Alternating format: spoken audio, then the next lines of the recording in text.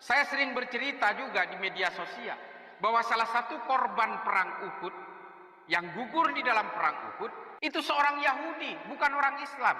Namanya Mukhairik ibnu Ta'lab. Mengapa dia ikut berperang bersama Nabi? Apakah dia karena Islam? Bukan, dia bukan orang Islam. Karena dia betul-betul suka dan mencintai Nabi Muhammad sebagai pemimpin di Madinah. Karena alasan Mukhairik, ketika Nabi memimpin di Madinah, Nabi betul-betul memberi perlindungan kepada orang-orang non-Islam seperti Mukhairik. Sehingga penyerbuan warga yang dimotori oleh ketua RT bawa senjata tajam menggerebek mahasiswa Universitas Pamulang yang mengadakan malam Rosario. Ini yang ingin saya gugat hari ini kepada warga yang ikut menyerbu itu. Saya mau tanya, adakah sejarah Rasulullah menyerbu orang-orang yang berbeda agama di Madinah sambil membawa pedang untuk mengancam mereka supaya mereka tidak beribadah? Pernahkah ditemukan sejarah itu?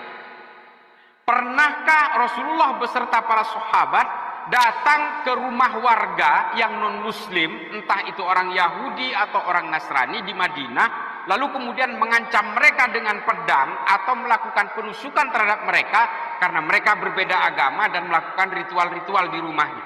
Saya mau tanya, siapa yang pernah menemukan sejarah ini? Saya tantang sekarang. Silahkan sebut nama kitabnya, silahkan sebut nama periwayatnya. Pernahkah Rasulullah melakukan itu? Menurut saya tidak pernah Rasulullah melakukan hal itu, yang senista itu, yang sehina itu.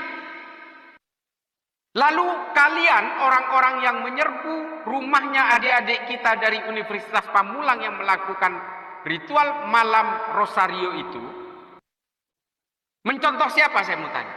Dianjurkan oleh siapa saya tanya? Kita semua yang orang Islam hari ini mengikuti apa yang dilakukan oleh Rasulullah beserta jejak-jejak melalui para sahabatnya, melalui para tabi'in. Nah, sekarang siapa yang ditiru? Sementara Rasulullah sendiri ketika memimpin di Madinah justru mengayomi dan melindungi orang-orang Yahudi dan orang Nasrani dan tidak pernah memaksakan Islam kepada mereka. Justru Rasulullah memberikan syiar-syiar Islam dengan cara damai dan kemanusiaan kepada orang-orang Yahudi maupun orang Nasrani. Karena Rasulullah betul-betul membawakan Islam itu dengan kemanusiaan, dengan kedamaian. Rasulullah akan memerangi siapapun yang memerangi Islam, terlebih lagi yang memerangi itu adalah orang-orang kafir. Orang-orang kafir ini apa? Penyembah politeisme. Orang-orang yang menyembah dan melawan agama tauhid. Ini yang selalu dilakukan oleh Rasulullah dalam perang-perangnya. Termasuk orang-orang Yahudi yang memerangi Islam.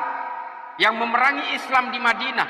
Yang memerangi peradaban Madinah. Itu selalu dilawan oleh Nabi. Tapi orang-orang Madinah yang berbeda agama, yang berbeda keyakinan, justru dilindungi dan diberi kebebasan oleh Rasulullah. Ada banyak riwayat tentang itu. Saya sering bercerita juga di media sosial bahwa salah satu korban perang Uhud yang gugur di dalam perang Uhud itu seorang Yahudi, bukan orang Islam. Namanya Mukhairik ibnu Ta'lab.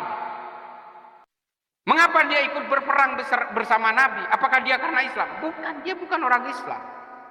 Karena dia betul-betul suka dan mencintai Nabi Muhammad sebagai pemimpin di Madinah. Karena alasan Mukhairik, ketika Nabi memimpin di Madinah, Nabi betul-betul memberi perlindungan kepada orang-orang non-Islam seperti Mukhairik. Sehingga Mukhairik tergerak untuk ikut berperang bersama Nabi dalam perang Uhud. Padahal perang Uhud terjadi hari Sabtu, di mana hari Sabtu bagi orang Yahudi adalah hari Sabat yang tidak boleh meninggalkan rumah atau menyalakan lampu.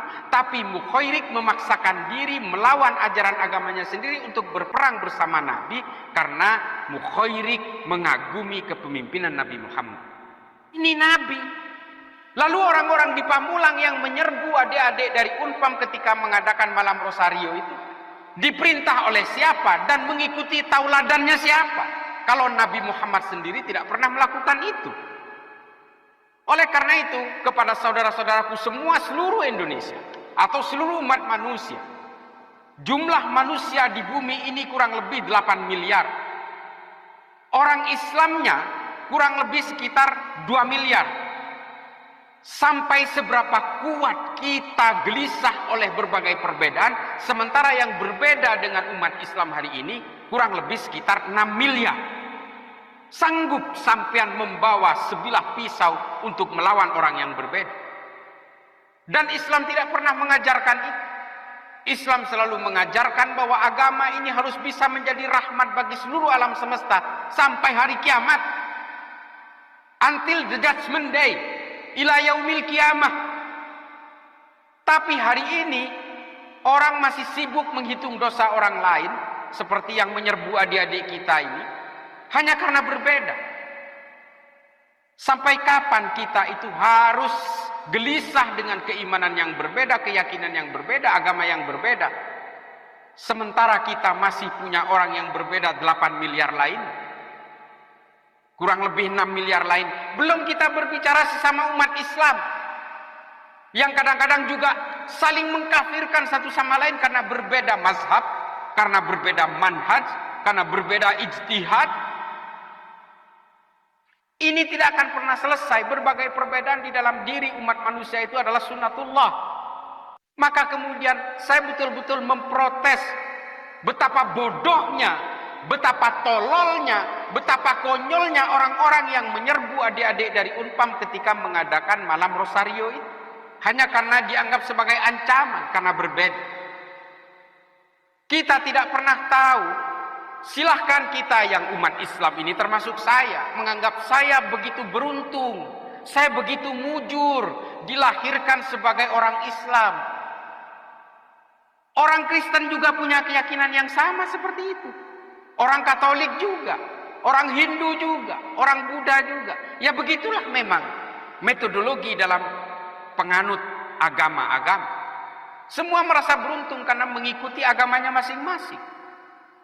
Orang-orang yang menyerbu adik-adik Unpam kemarin ketika mengadakan malam Rosario itu, kalau mereka itu dilahirkan di NTT atau di Papua atau ditakdirkan oleh Allah untuk lahir di Eropa sana, mungkin tidak mengenal Islam, mungkin juga tidak mengenal apapun, bisa jadi tidak beragama, atau memang dilahirkan menjadi Katolik, dilahirkan menjadi Protestan, karena kita semua ini mengikuti agama orang tua kita.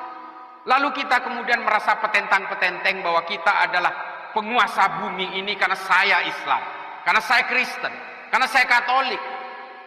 Keimanan yang kita peluk hari ini di luar konteks hidayah atau kesadaran kognitif, mengikuti agama-agama warisan dari orang tua kita.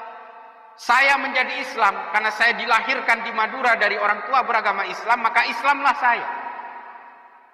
Kalau saya dilahirkan di tempat lain yang dimana di situ tidak ada orang Islam, mungkin saya tidak akan beragama Islam. Dan ini kelahiran-kelahiran ini bukan kehendak kita. Ini kehendak dari Allah. Maka kemudian kita tidak boleh jumawa. Kita boleh menganggap agama kita ini adalah agama yang paling benar. Boleh. Dan begitulah orang menganut agama. Tapi dengan menganggap benar agama yang kita peluk tanpa harus menyalah-nyalahkan agama orang lain. Saya sering memberikan analogi yang sangat sederhana.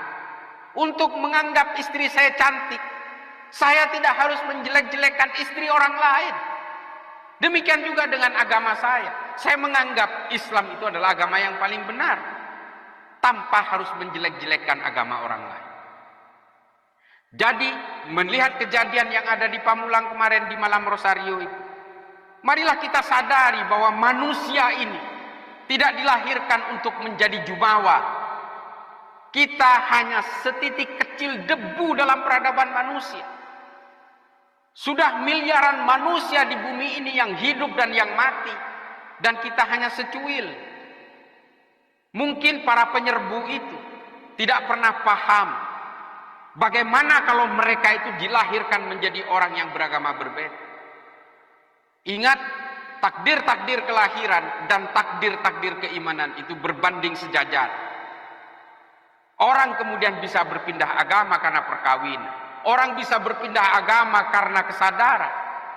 Tapi percayalah, yang dimaksud dengan syiar Islam adalah dengan kelembutan, kearifan, kedamaian, dan berbasis kemanusiaan. Kalau Islam digambarkan dengan senjata tajam, kucuran darah, pedang yang tajam, siapa yang akan tertarik kepada Islam? Selama puluhan tahun, Islam digambarkan sebagai agama teroris, diframing oleh orang-orang yang tidak suka kepada Islam. Pada akhirnya dengan kejadian seperti yang ada di Pamulang ini, orang akan menganggap, orang-orang non-Islam akan menganggap bahwa, oh ya benar, Islam itu identik dengan kekerasan. Makanya saya bilang orang-orang di Unpam yang menyerbu adik-adik kita ketika mengadakan malam Rosario itu adalah orang-orang bodoh, tolol, konyol, tidak mengerti tentang Islam. Dia pikir mempertahankan Islam dan menyebarkan Islam bisa dengan senjata tajam. Tidak ada kewajiban-kewajiban seperti itu, anjuran-anjuran seperti itu. Rasulullah selalu memberikan syiar Islam dalam kedamaian dan kemanusiaan. Rasulullah menyuapi pengemis buta. Rasulullah menjenguk orang-orang non-Islam ketika sakit. Rasulullah memberikan fasilitas pelataran masjid ketika ada orang tidak mampu melakukan pernikahan anaknya, sehingga Rasulullah menyediakan pelataran masjid. Banyak kisah-kisah yang bersifat koeksisten seperti itu. Bahkan Rasulullah di dalam salah satu kitab yang ditulis oleh Raghib As-Sirjani yang berjudul Uswatun lil Alamin Man Huwa Rasulullah. Di situ Rasulullah betul-betul diceritakan sebagai orang yang arif dalam menyampaikan Islam, berbasis kemanusiaan dan kedamaian. Tidak pernah Rasulullah datang petentang-petenteng, bawa pedang, apalagi mengancam leher orang atau menusuk orang seperti yang di Pamulang ini. Ini adalah efek dari ulama-ulama yang kadang-kadang menyerukan kebencian kepada pemeluk agama lain, menyerukan kebencian dan permusuhan kepada orang yang berbeda. Ini adalah ulama-ulama yang tidak wajib untuk diikuti, bahkan haram untuk diikuti. Ini hanya akan semakin membuat jelek wajah Islam dan syiar Islam. Saya kira itu saja. Mudah-mudahan tidak ada lagi kejadian seperti yang terjadi di Pamulang. Mari kita hidup damai. Mari kita perkenalkan Islam dengan akhlak dan adab yang baik. Karena orang-orang non-Islam akan melihat tingkah laku kita sebelum mempelajari Quran dan hadis yang kita yakini ini. Mereka akan melihat bagaimana akhlak dan adab kita. Saya kira itu saja. Mari kita bangun toleransi, kita bangun kemanusiaan dan kedamaian supaya agama yang kita peluk ini tetap rahmatan lil alamin.